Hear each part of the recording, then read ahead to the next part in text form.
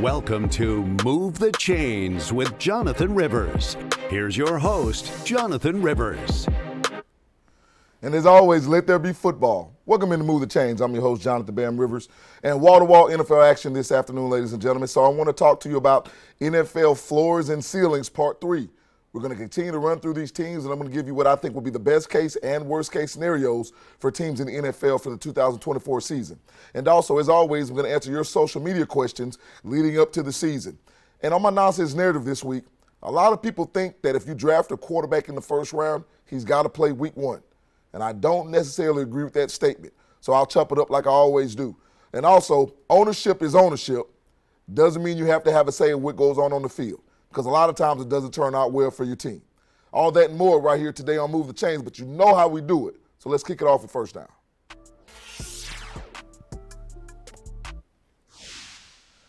All right, so we're going into the third edition of my NFL ceilings versus my NFL floors. Now, I want to remind everybody, for those of you who haven't seen it, and for those of you that have, I don't necessarily project the wins and losses for teams, because a lot of stuff can happen. But I like to tell you what I feel like a team will be at its best and what a team could possibly be at its worst based on a lot of different factors. So let's go ahead and kick off with my first team today.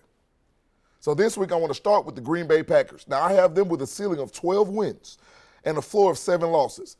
Now, I've said this previously on this show. The Green Bay Packers, I think, have one of the greatest upsides in the NFL.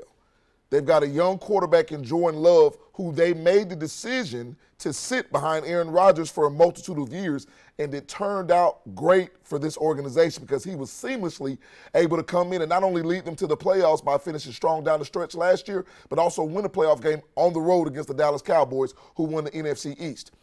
Green Bay, the more that they can get to those 12 wins, to me, will be predicated on how their defense plays. Their defense is young, but they've been gaining steam. And I think if Green Bay's defense can develop like the Kansas City defense has done over the past few years, you could easily see this team at 12 wins. And honestly, I may think that could be a little low, but I think at its apex, the ceiling for the Green Bay Packers may be 12 wins this year.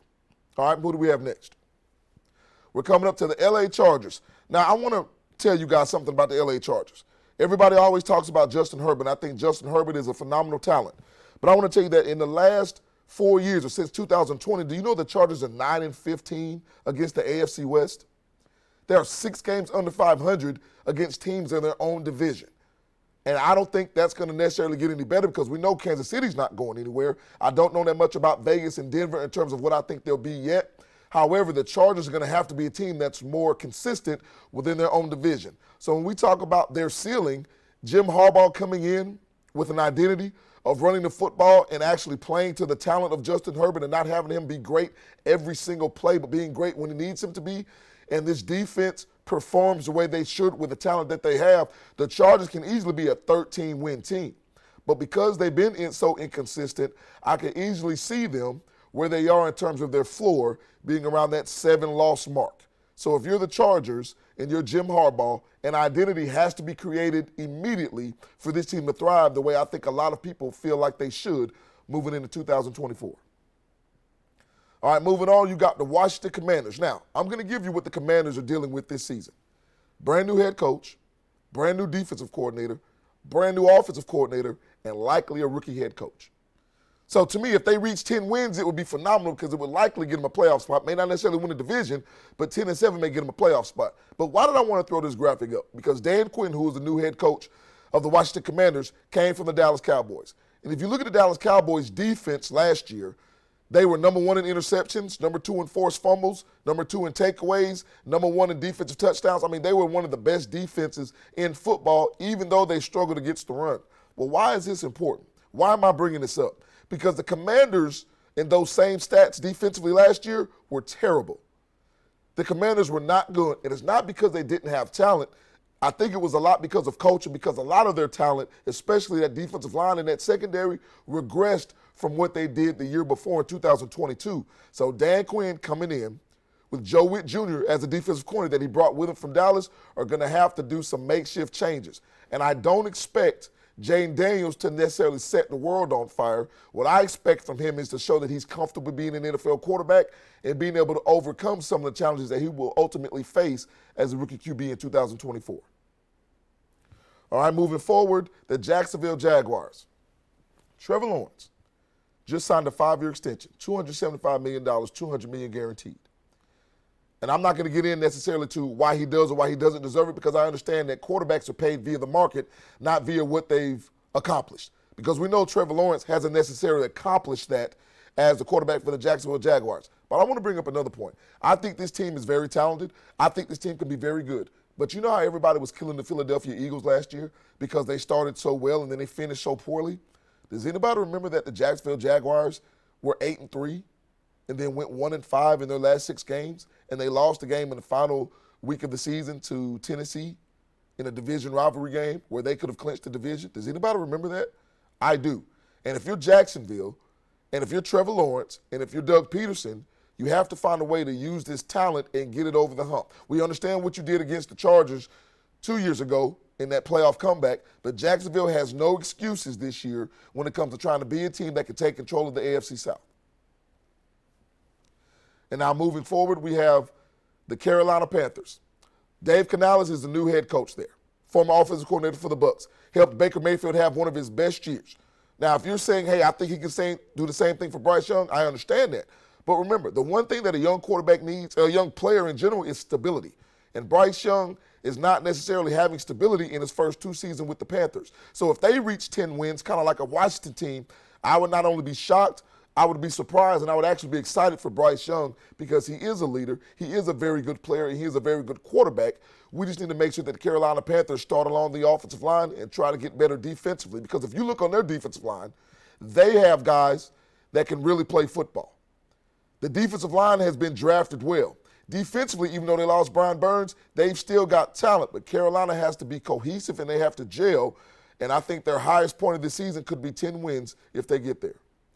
All right, that's Ceiling and Floors for this segment. When we come back, it's going to be your social media questions that I'm going to answer. So we'll be back when we move the chains right after this.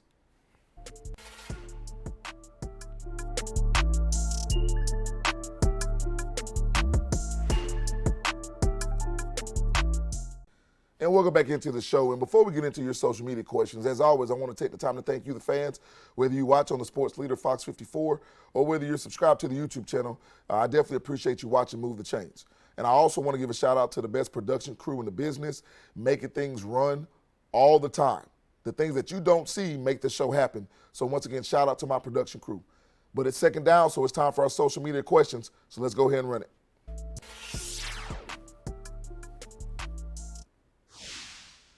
All right, so let's go ahead and hit it. What do we have first today?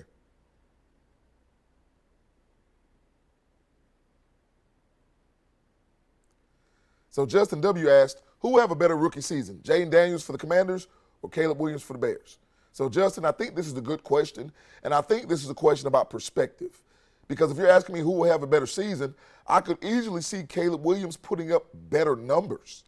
Because if you look at the weapons, not just DJ Moore, but Cole Kmet, I think Chicago has done a good job of surrounding Caleb Williams and bringing in guys like Keenan Allen so we can have a productive season numbers-wise.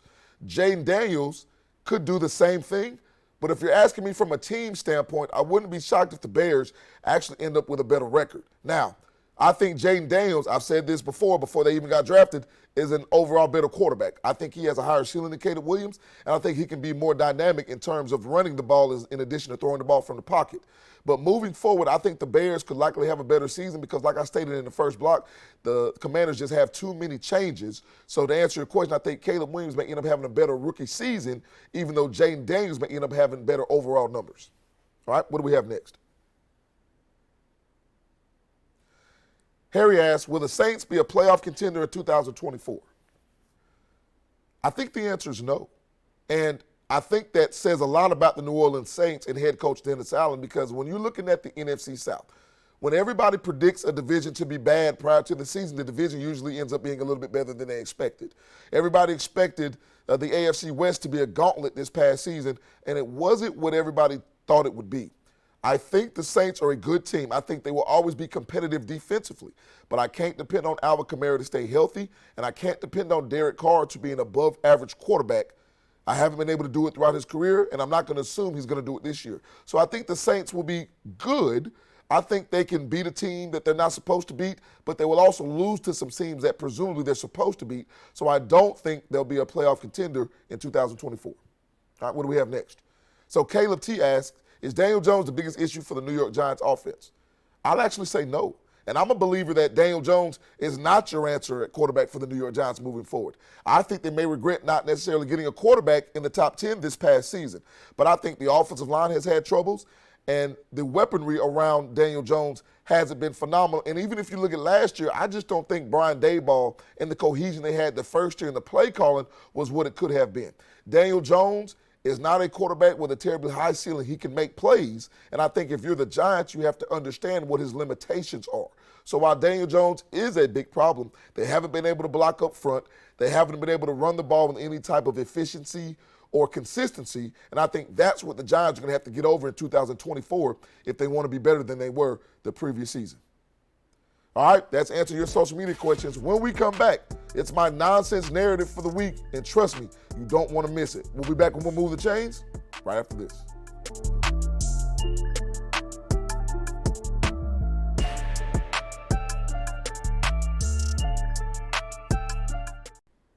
And welcome back in to Move the Chains.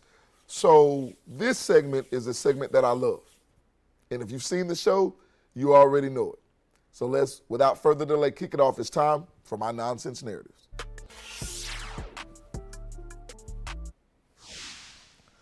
So there are a lot of individuals that I hear every single year when it comes to quarterbacks. And this is the conventional wisdom. And this is the narrative that has been thrown out there so much.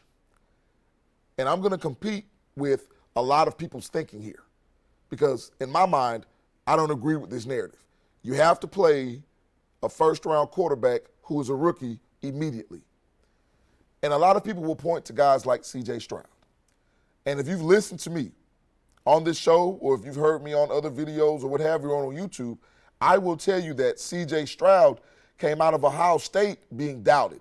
Because remember before they played Georgia in the national semifinal in the college football playoff, the questions about C.J. Stroud were, well, yeah, we know he's good, but when they're playing these teams in the Big Ten, he's got a dominant offensive line, he's got dominant weapons. All those statements were true. But they doubted his ability to go up against a team who may be better and who may have some of the similar weapons. Or they doubted his ability to be able to run the football when he needed to. And even in a loss, I think C.J. Stroud had one of the best college football playoff semifinal or college football playoff games, period. He was phenomenal in that game, and it came to a missed kick that prevented Ohio State from being able to beat Georgia that year. But why do I say that? Because C.J. Stroud is the exception. C.J. Stroud came into the Houston, Texas organization that was worse than any other organization probably over the past decade.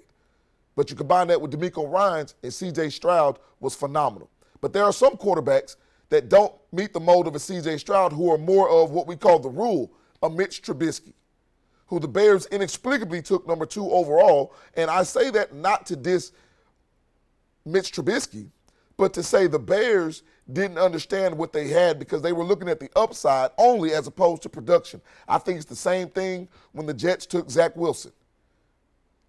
These teams were wowed by these quarterbacks in the draft process. They were wowed by them at the combine. And then they said, hey, this is something that we can do moving forward. We have to play this rookie quarterback because what do the fans think? Every rookie quarterback isn't ready, ladies and gentlemen. Do you remember Peyton Manning in his rookie season? He's one of the best all time. He was horrible his rookie season. He was horrible. Now, Peyton Manning, I think, was still ready to play, and Peyton Manning was able to overcome it. But again, you're talking about the top 1% of NFL players of all time. That's why he is a Hall of Famer, and that's why he's considered one of the best quarterbacks of all time. But there are some quarterbacks who simply need time. I talked about Jordan Love. Jordan Love needed time to grow and develop, and look what he's done. There are quarterbacks that can play early on, but to say that you have to play a quarterback because we took him in the first round is just not true. Joe Burrow started his rookie season and ended up getting hurt because they didn't have the infrastructure around him to be able to protect him. And even before he got hurt, the Bengals were, I think, 2-7-1 before Joe Burrow got hurt. So they were nowhere near the playoffs anyway. If you have a viable quarterback who is on your roster, even if he starts the first half of the season, that's okay. You don't have to throw your rookie quarterback out there just because you took him in the first round. He doesn't have to be your franchise quarterback just because you took him early on. He doesn't have to be that guy, because understanding that there's a growth mentality, that he can grow into the quarterback that you want him to be. And when you do throw quarterbacks into the fire quicker than they're ready and before they're ready, a lot of times it can not just do physical damage, it can do psychological damage. Now, I believe in somebody being strong mentally, but when you have to change coordinators, when you have to change head coach because the team's not performing well, and when you don't have protection along that offensive line, it really, really takes a step back when it comes to your development. Because even if you look at Bryce Young, I kind of consider his year last year as maybe a redshirt year in the NFL, because now he's got a whole new coaching staff, right? He's got a whole new team to play with, and he's got some guys like Adam Thielen that are coming back or what have you. The point is, he's not going to know anything from his first year because the terminology will now be different, so he started from scratch. So in a year where he should have been developing even more overall, this may be a year where he has to necessarily start from scratch again because of everything that's new around him. So just because you draft a quarterback in the first round does not mean he has to play early on. Play him when he's ready. That could be halfway through his first year or not even until his second year. Patrick Mahomes didn't play at all but one game, and that's the final game of the season, his rookie season. And look what's happened from there. All right, that's my nonsense narrative. When we come back, it'll be the last segment of the show, so you know what that means.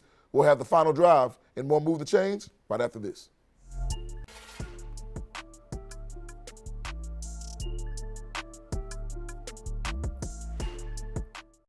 And welcome back into the show. So this is the last segment of the show, and as always, you know what that means. So it's time for the final drive.